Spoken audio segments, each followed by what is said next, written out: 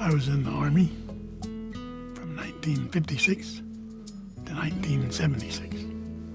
Well, we met on a blind date many years ago, like 55 plus years ago, and he just knocked me off my feet. I was diagnosed June of 2003. They're a very, very close couple who, as the disease progressed, Dale has taken on more and more of his care. She feeds me. She cooks for me. And she gets me where I got to go. And she puts Bactine on my scrapes and helps me bathe and dress. She has good taste in shirts. And she puts me to bed at night. He falls almost every day. I don't think we've had hardly maybe 2 or 3 days that he hasn't fallen, and they're always near falls. Had a terrible fall in the garage and hit his head, and the blood was spewing, and we ended up going to the emergency room. I've been fortunate. The only thing I've broken is a couple of fingers so far. To see it is very scary, and you just kind of feel like you're sitting on I feel like I'm sitting on a keg of dynamite. I think it's normal to have negative feelings when you're dealing with something that's very difficult. I don't scream, but I talk louder. One day, Jerry said, I said something about, please don't do that. And I didn't think about it, but he said, you didn't ask me that very nice. And I said, well, I said please. He said, but you used please like a 4-letter word. I said, I'm sorry. Many caregivers will mention that they feel guilty that they're not able to do more, or that they feel guilty about their negative emotions. And the first question I ask them is, do they think that they're perfect? I'm a human being, and I do make mistakes, and good Lord does forgive me, and I have to forgive myself. As Parkinson's disease progresses, the relationship with their spouse changes a lot. When you become a caregiver for someone with Parkinson's disease or a serious disease, the number of hats you wear increases, and the frequency with which you wear those hats increases. I worry about the role change that's happened, and that's just really very difficult. So an example of that may be that the spouse is now having to manage and take care of all finances, or manage and take care of yard work outside. Making decisions by myself or discussing it with the kids, because Jory, we're not discussing those kind of things that much anymore. Caregivers often describe a loss of relationship.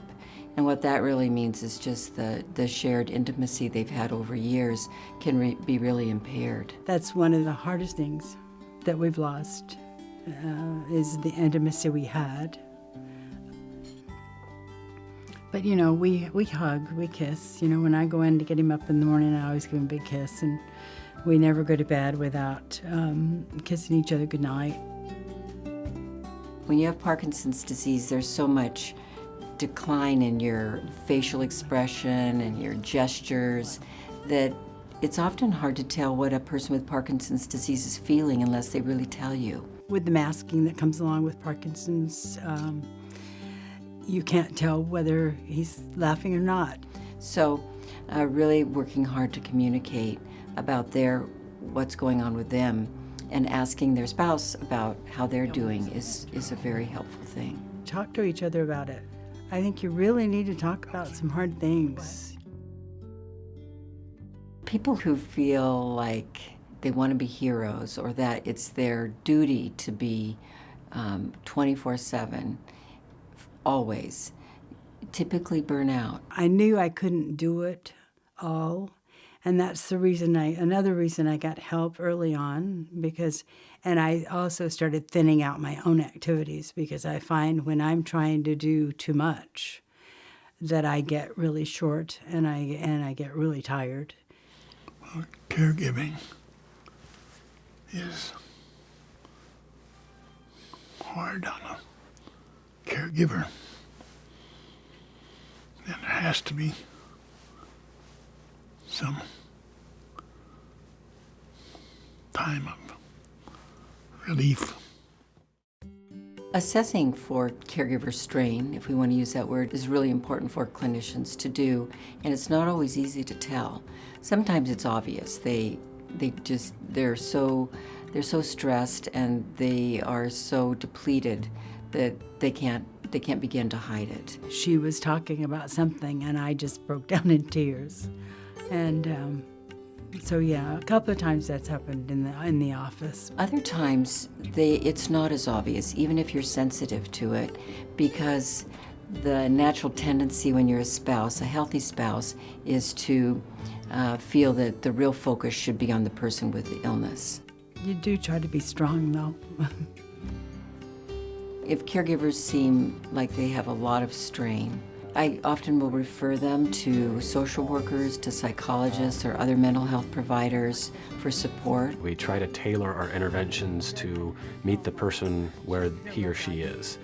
And so one day we may be doing nothing but sitting down and listening and doing supportive counseling, encouraging, and the next day we may be providing a lot of linkage to resources. The person with Parkinson's disease often feels like all the giving is one direction. And it's so helpful when they feel like they can do something for their spouse who's doing a million different jobs and doing a million different things. And one of the things they can do is to just acknowledge how hard it is for them. Watching my wife work to keep me going is hard. She's been with me for 55 years and has been through a lot. I think the second thing is to encourage them to take time for themselves.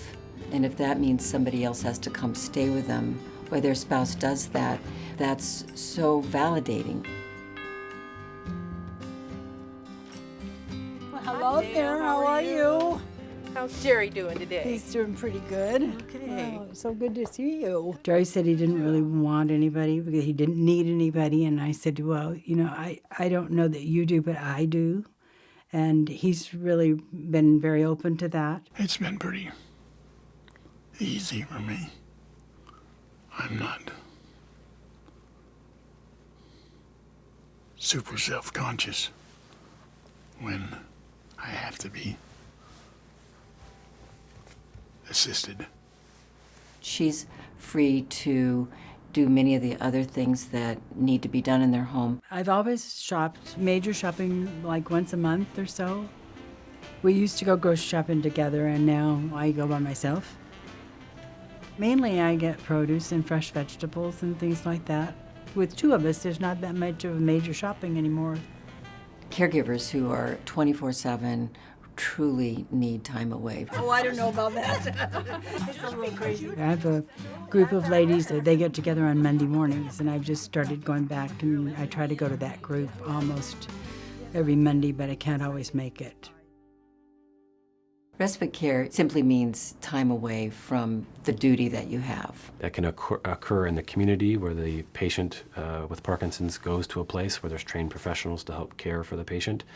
Or there can be people that come into the home and the spouse, the caregiver, can then leave and do things that she feels she needs to attend to. I think of it as a time sort of to fill up your tank so you can come back and be re-energized to do the job at hand. There is respite care for the VA, through VA, and like you can have a week. I'm not quite sure, but I'm not ready to go there. I don't think Jerry's quite ready to go there either, so.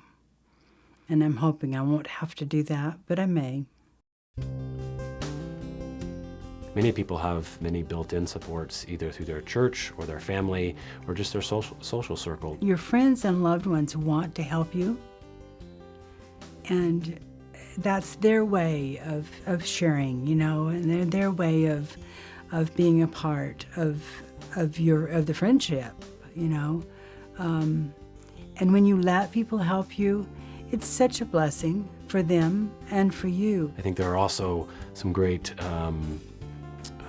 caregiver support groups out there for Parkinson's disease. She has her Bible study group that she meets with. We both have really strong faith, and that's just been really wonderful. I don't know what I would do if I didn't have that. Caregiving is just simply hard, and that as a provider, healthcare provider, it's as important to care for the caregiver as it is for the person with Parkinson's disease. We need to tell caregivers that they're doing a tremendous job, and their job is obviously incredibly important, and that they're a valuable member of the care team. Many caregivers describe a silver lining of caregiving. They talk about meeting people that they wouldn't have ever met before. They talk about a closeness of relationship because they need each other more. Life was not perfect, and life does have lots of pain with it. But there's a lot of good that comes out of those things. I've seen it through my life over and over again. Some people have talked about the personal growth that they themselves have achieved by doing something so difficult and recognizing that not only did they do it, but they did it pretty darn well.